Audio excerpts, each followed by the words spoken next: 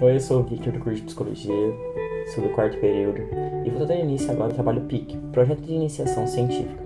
O tema abordado é autismo e inclusão na educação infantil como um cenário de intervenção.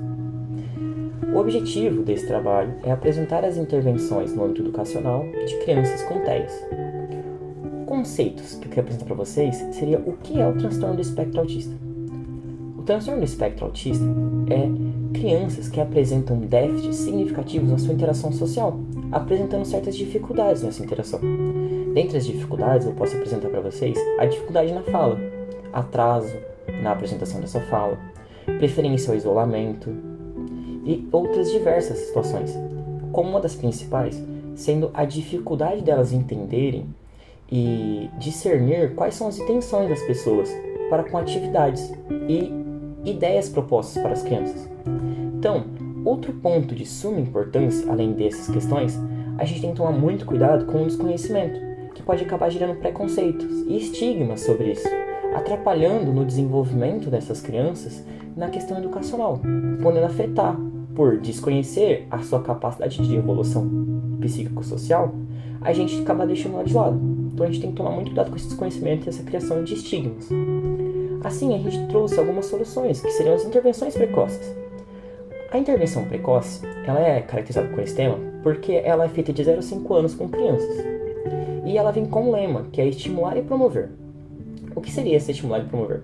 A estimulação, ela seria caracterizada para a gente trabalhar as questões que não estão tão desenvolvidas na criança. Como foi dito que algumas características são atraso na fala, a gente vai criar atividades para que elas possam melhorar nessa questão da fala. Então a gente vai estimular a apresentação dessas atitudes, desses comportamentos, para que eles se aflorem. E também a gente tem a promoção, que seria inserir essas pessoas, inserir essas crianças com esses problemas nesse âmbito, nesse ambiente de estimulação. A gente tem também outro ponto de suma importância, que é o empoderamento da família, que seria usar a família, trazer a família para um método de, na prática, de efetivação, de elas ajudarem no processo de trabalho com a criança. A gente também tem que entender que tem que ser um trabalho singular, que cada criança tem a sua subjetividade e a sua dificuldade específica. Então a gente vai ter que criar atividades específicas para cada situação. Outro ponto é a interdisciplinaridade, que a gente vai ter que trabalhar como uma equipe, dentro com neuro, psicólogo, terapeuta, fonoaudiólogo. Então a gente tem que trazer uma equipe, família. Então a gente vai ter que fazer uma equipe, montar, para que consiga trabalhar isso e a criança consiga melhorar de uma forma completa.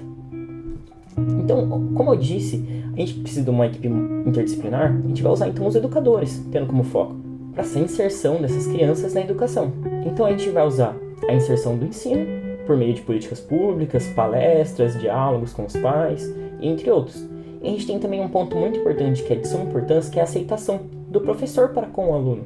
Então, se o professor entende que aquela criança tem as suas dificuldades e ele trabalhar com a criança essas dificuldades, a condição dessa criança melhorar e apresentar melhores índices de respostas são imensas. Então, a gente tem que tentar ajudar nessa aceitação para que a questão psicossocial da criança seja melhorada.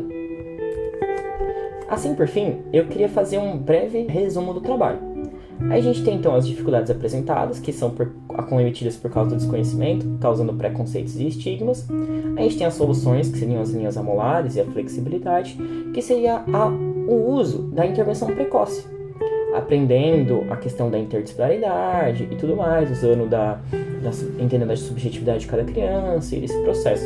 Então, se todas essas escalas, todos esses processinhos, todas essas escadinhas forem usadas e feitas de maneira correta, eu acredito que a gente tem uma melhora nessa questão da criança, no desenvolvimento dessas principais dificuldades que ela tem.